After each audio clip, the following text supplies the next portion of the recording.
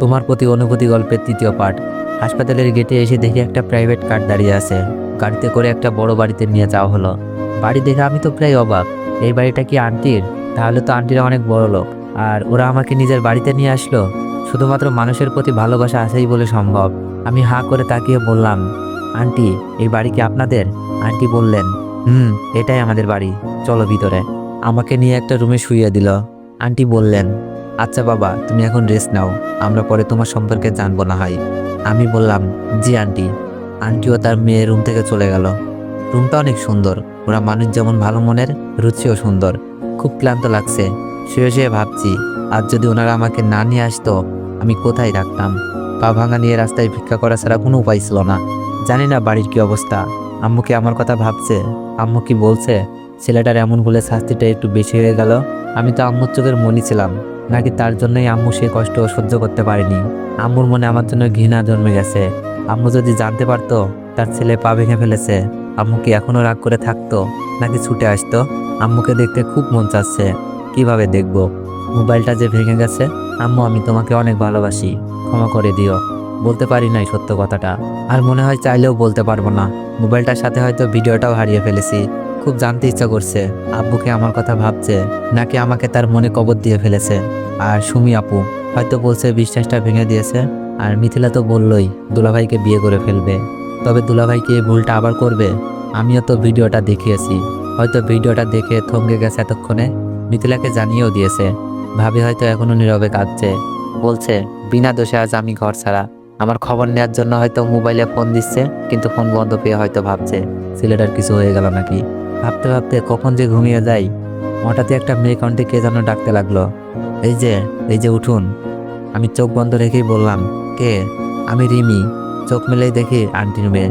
আমি বললাম, ও আপনি? আপনার নাম রিমি? রিমি বলল, ইয়া জাহান রিমি। আপনার নামটা তো জানা হলো না, আপনার নাম কি? উঠে বসে বললাম, আমার নাম আশরাফুল ইসলাম। রিমি বলল, সুন্দর নাম, আম্মু আপনার জন্য খাবার পাঠিয়েছে, খেয়ে নিন। আমি বললাম, আপনার নামটাও সুন্দর। রিমি বলল, ঠিক আছে, খেয়ে নিন, আমি আপনার জন্য মেডিসিনগুলো নিয়ে আসতেছি। আমি বললাম, আচ্ছা। আমি বিছানা থেকে নামতে যাব।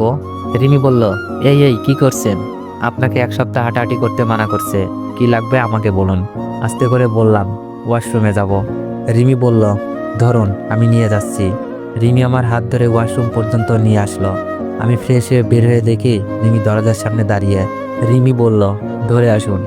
মেয়েটাকে যত দেখছি ততই অবাক হচ্ছি। শহরের মেয়ে আর এত ধনী ঘরের মেয়ে হয়েও মনে কোনো হিংসা নেই। বিছানায় বসে বললাম, আমার জন্য আপনাদের অনেক কষ্ট হচ্ছে। আমি আপনাদের এই ঋণ কখনোই শোধ করতে পারবো না। চোখের কোণে পানি আটকে গেল। রিমি বলল, ঋণের কথা বলে লজ্জা দিবেন না প্লিজ।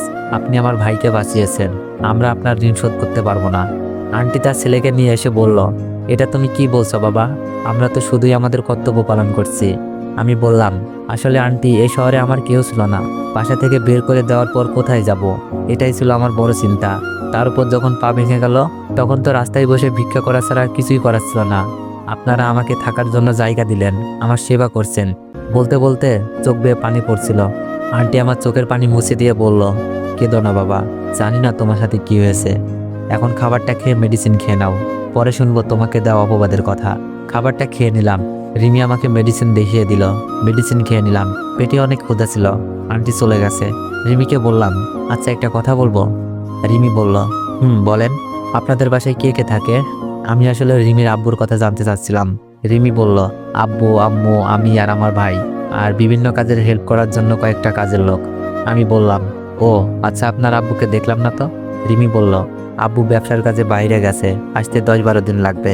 আমি বললাম, আপনার আব্বু যদি দেখে আমাকে বাসায় তুলেছেন, রাগ করবেন না?